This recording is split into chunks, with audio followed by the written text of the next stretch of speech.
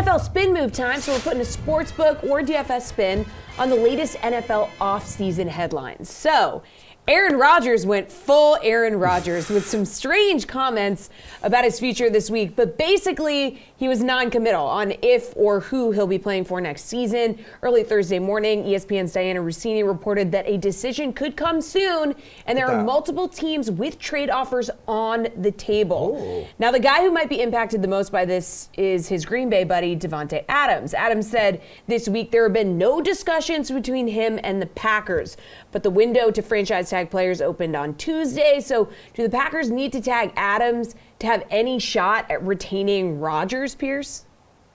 Don't do it. Do not franchise tag him. This kind of acrimonious move typically is just the beginning of the end.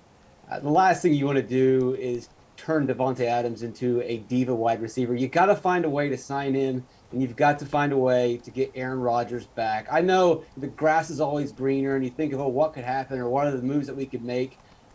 Green Bay's been very fortunate over the last 30 years in that they've only had two quarterbacks. What other team in the history of the NFL has had that kind of blessing?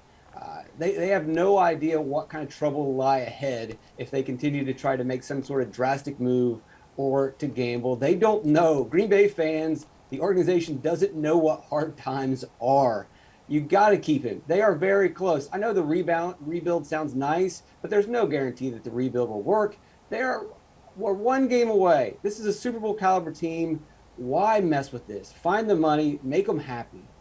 Reid, remember when we thought Aaron Rodgers might be the next host of Jeopardy, and now we're still talking about this again? Oh, he was terrible on Jeopardy. He was absolutely terrible. I'll say it. He was just boring. Okay. What a snooze. Reid, what do you think?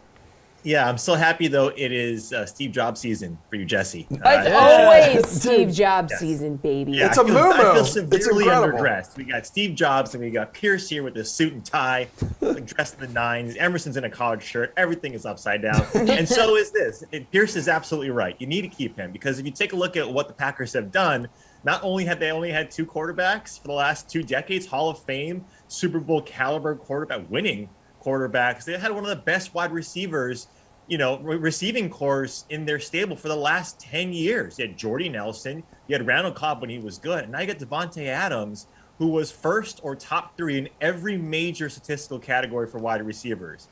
Pearce is absolutely right. Find the money. Sign him for 4 years, close to $70 million. Make him the most expensive, highest paid wide receiver, because that is the only way. That is the only way you're keeping Aaron Rodgers. Because if he's gone, if they're becoming less and less inclined to sign a guy like Davante Adams, even if Rodgers is gone, who do you think Jordan Love's going to pass to if Davante Adams is gone? You can't pass to A.J. Dillon. You can't pass to Aaron Jones. You can't pass to those guys as much as you want to win games. So absolutely keep them. All right, dudes. Speaking of elite wide receivers here, let's talk about Elijah Moore and the Jets. This week on Twitter, Chad Ochocinco chiming in on how New York should be using their young receivers, saying, you want success? Use Elijah Moore the same way the Rams use Kupp. You have a very good quarterback in Zachary Wilson. What do you guys think about Elijah Moore's 2022 outlook here? Is Ochocinco onto something, Reid? I just appreciate that, we on the sweater taking our lead from Ochocinco. Yeah. I love that. It's a quiet time of year. He's a content machine, man. And the Zachary Wilson, look, he was historically bad. Zachary Wilson was. You can call him Zachary, whatever you want to call him. You can call him bad, because that's what he was. And yet Elijah Moore was one of the only shining parts of that system, right? I mean, yes, they had some good running backs, but Elijah Moore was the best part of that offense for a long time. He had close to an 81 passer rating when targeted, 12.5 yards per reception. And what he was doing towards the end of the season, with the last 6 games, he averaged 6 receptions, close to 80 yards on 70% of the snaps, right? This guy wasn't playing a full complement of snaps because Robert Saleh or whomever wanted to keep him, right? Maybe not necessarily put him at full bore. This is the type of receiver that we're going to see in the NFL moving forward, right? The quote-unquote Deebo Samuel light, where this guy was also averaging 12.5 yards per carry as well. He's a top 20 wide receiver in Dynasty. I think in redrafts, you got to go after someone like this. And yeah, I expect a big game, because if you amortize his production out over the last 6 games to a full season, that's over 1,000 yards receiving for a guy in close to 7 to 10 touchdowns, Pearce, of someone who has a lot of talent. Pearce, is Ocho Cinco onto something here? Is using Elijah Moore like Cooper Kupp the key to unlocking the Jets' offense? I swear the producers just put a bunch of random names and hats and then pulled out Elijah Moore and Ocho Cinco. Just so you know, Matt Durgan, Slate's behind the scenes, just got in our ear and said, you are correct. That's exactly how the producers do it. Yeah, Ocho probably should have been ratioed for this. Reid's right. Elijah Moore is good, and the sky is the limit. We saw him flash some brilliance towards the end of last season before he got injured, but that injury, we could be back to square one. I know that they were intentionally limiting what he was going to do, but who knows what he's going to look like coming off the injury at the beginning of next season. But the real reason he deserves to be ratioed is Ocho Cinco thinking Zach Wilson is a good quarterback. Maybe he sees something that we didn't.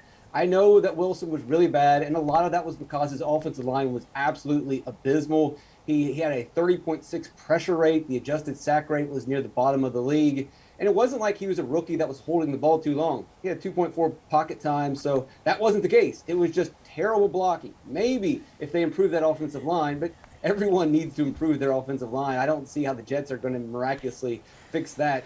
But if they did, yeah, Wilson would play better, and that would definitely help out Elijah Moore. But season long, career-wise, it's going to be rough going for a while for Elijah Moore if they can't get any blocking on the offensive line. Yeah, they can use him in versatile ways, but you also have to use him as a regular receiver too, and you got to protect your quarterback.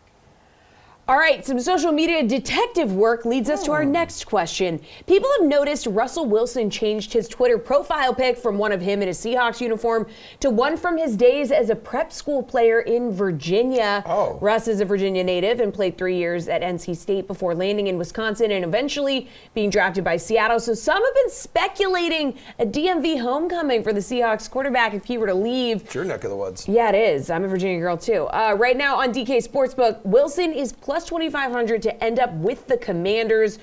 Like, should Washington be very interested in trying to pry Russ out of Seattle? And how do you feel about these odds, Reid? Well, I think Pearce is this what Pearce said yesterday on the show? Did you say Wilson to the Commanders? You said someone to the Commanders. Shouldn't go to the Commanders. Wrong.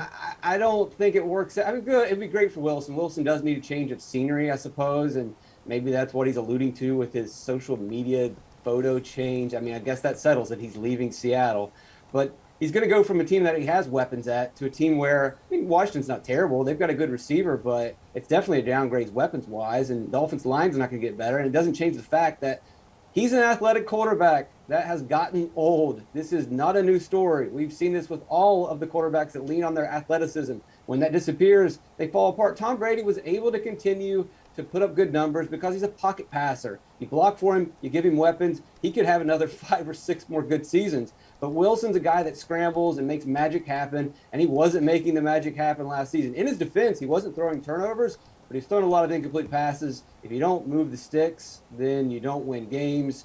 If I'm the Commanders, I'd rather just develop Heineke. I'd rather go out and get Mitchell Trubisky. There's not a lot of upside there, but you get those game managers, you have a decent defense, you've got enough weapons that you could win the division.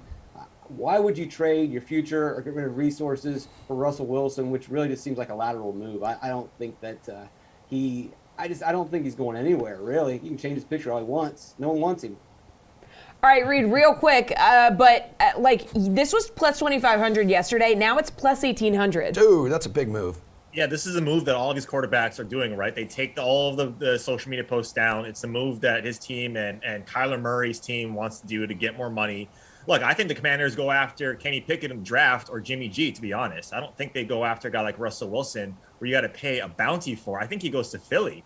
And Philly does something where what we see like the Rams did, right? It's sort of a similar, like in terms of age, not in terms of talent, the type of quarterback like Pearce alluded to, but they picked up all of these draft picks from Indy for Wentz. And if they give that to Seattle, it's basically a wash. It's basically Wentz for Russell Wilson. And then you have a similar type of style of quarterback and what they probably want to do in Philly, and they can make a run. So I think he goes to Philly rather than the Commanders, or he stays put.